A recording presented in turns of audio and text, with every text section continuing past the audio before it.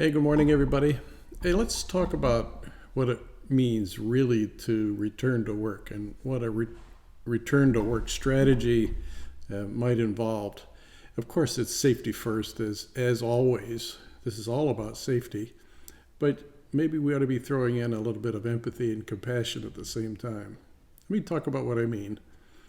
And I want to talk about eventually here 4 success factors that will perhaps guide you in this. So there is really no blueprint for what we're about to do. There's some guidelines and some executive orders and lots of press and lots of articles written about it. But boy, you've got to figure this out for yourself. But within reasonable safety limits and the guidelines that have been given to us. They're pretty good guidelines for the most part. So an assessment is really needed of both the workforce readiness, and workplace readiness. Let's get into it.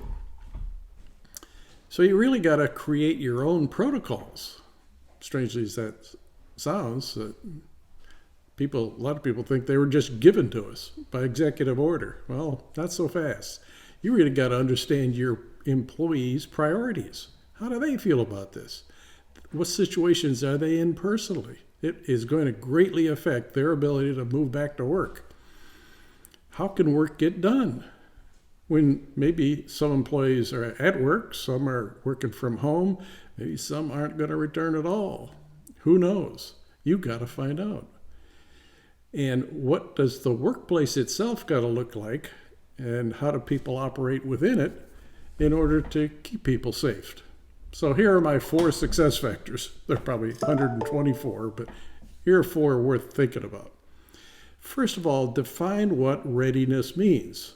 Readiness to move back to work. It may be very different from other companies that kind of look like you. What does readiness mean for your company? Readiness could mean the readiness of the building itself.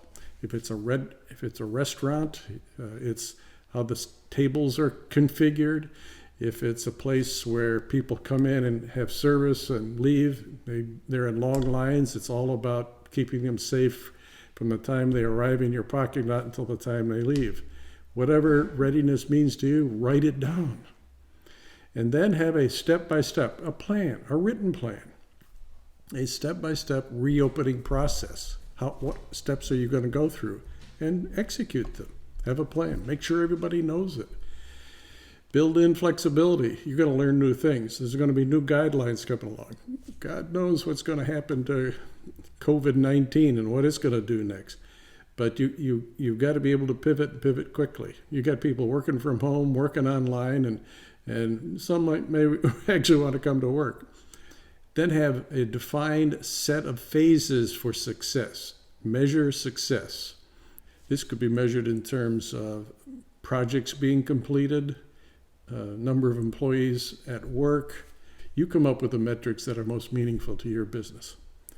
But whatever you do, whatever process you go through, whatever protocols you deploy, expect them to last many months. This is not going to be over in a few weeks. You ought to be thinking about, perhaps at best, first quarter next year, that you're going to be working in this kind of split situation from home, online, and at work. I hope that was thoughtful for you.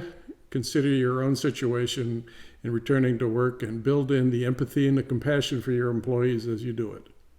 I'm Bill Warner with EntreDot. Have a great day.